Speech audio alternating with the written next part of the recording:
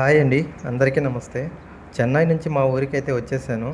ఇవాళ సండే ఏం చేద్దామా అని ఆలోచిస్తుండగా మా అమ్మ నాకు ఒక చిన్న టాస్క్ అయితే ఇచ్చింది. తోటలో నిమ్మ చెట్లు తవ్వడానికి కూలీలు వచ్చున్నారు.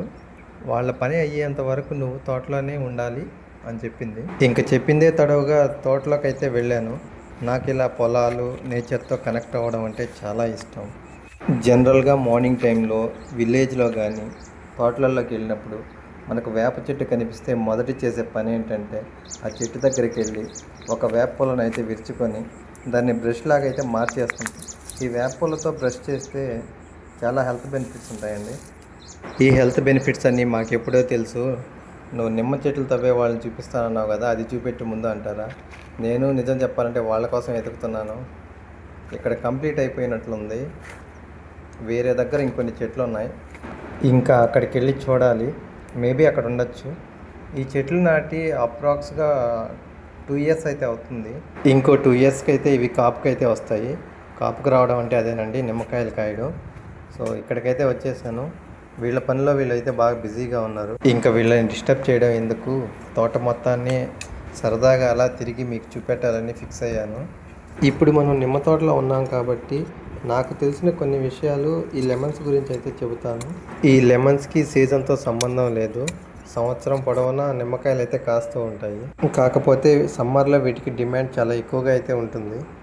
మార్చ్, ఏప్రిల్, మే నెలల్లో 1 కేజీ 80 to 100 రూపీస్ ఉంటే ఇంకా జూన్ నుంచి ఫిబ్రవరి వరకు కేవలం 10 to 30 రూపీస్ మాత్రమే ఉంటాయండి. నేను చెప్పిన ఈ రేట్స్ అనేవి ఫిక్స్డ్ అయితే కాదండి, మీకు ఒక ఐడియా కోసం మాత్రమే. వీటి రేట్స్ అనేటివి డైలీ మార్కెట్ని బట్టి వేరీ అవుతూ ఉంటుంది. లెమన్స్లో విటమిన్ సి, యాంటీ ఆక్సిడెంట్స్ అనేటివి చాలా ఎక్కువగా ఉంటాయి. మీరు చూస్తున్నారు కదా, ఈ మునగ చెట్లని మా అమ్మ అయితే నాటింది. ఇప్పుడు చిగుర్లతో బాగా కలర్ఫుల్గా కనిపిస్తుంది.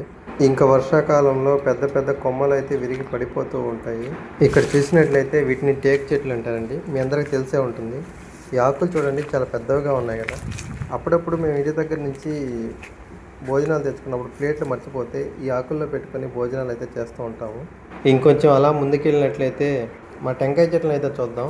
మొత్తం 8 చెట్లు అయితే నాటగా 3 చెట్లు చనిపోయాయి.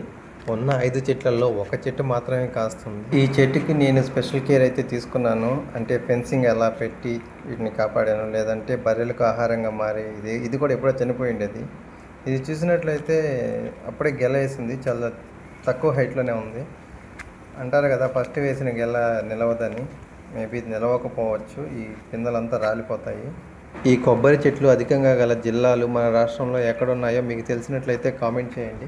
చెన్నైలో ఎక్కువగా కేరళ కొబ్బరి బొండాలని చెప్పి కనిపిస్తూ ఉంటాయి. ఆరెంజ్ కలర్లో బాగా పెద్దవిగా ఉంటాయి. నాకు అలాంటి ఒక 4 చెట్లు మా తోటలో వేయాలని కోరిక. చూడాలి ఆ డ్రీమ్ అనేది ఎప్పుడు ఫుల్ఫిల్ అవుతుంది. మీరు చూసినట్లయితే ఈ చెట్టు కూడా ఫస్ట్ టైం ఇప్పుడే గెలవేస్తుంది. ఈ పూత పిందె ఇది కూడా నిలబడదు, రాలిపోవచ్చు. ఇంకా ఇదేనండి, ఈ 5 చెట్లలోకల్లా టెంకాయలు కాసేది ఏదంటే ఈ చెట్టు అని. చూడాలి ప్రజెంట్ దీంట్లో టెంకాయలు అనేటివి ఉన్నాయో లేవో. ప్రజెంట్ అయితే ఇందులో టెంకాయలు అనేటివి లేవు. ఇది లాస్ట్ చెట్టు అండి. ఈ జామ చెట్టు గురించి ఒక విషయం చెప్పాలి. దీన్ని వేసి 5 ఇయర్స్ అవుతుంది. ఇప్పటివరకు అయితే ఒక జామకాయ కూడా కాయలేదు. ఇంకా నరకడం ఇష్టం లేక అలానే వదిలేసాము. ఇంకా ముందుకు వెళ్ళినట్లయితే ఒక సపోటా చెట్టు ఉంది.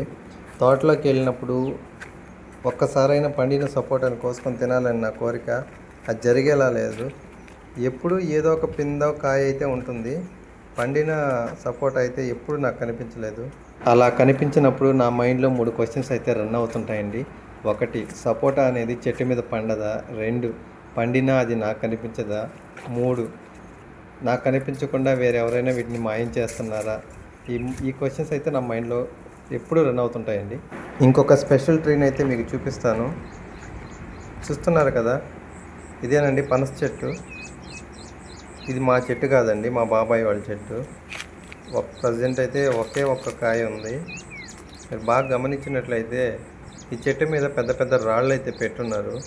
అలా ఎందుకు పెట్టున్నారో మీలో ఎవరికైనా తెలిసినట్లయితే కామెంట్ చేసి చెప్పండి. లాస్ట్ బట్ నాట్ లీస్ట్, నా ఫేవరెట్ మ్యాంగో ట్రీ అయితే చూద్దాం. ఇది ఇప్పటివరకు అయితే కాయలేదు. కాస్తే ఏ పండుగ వస్తుంది అనేది చాలా ఎగ్జైట్మెంట్తో ఎదురు చూస్తున్నాను.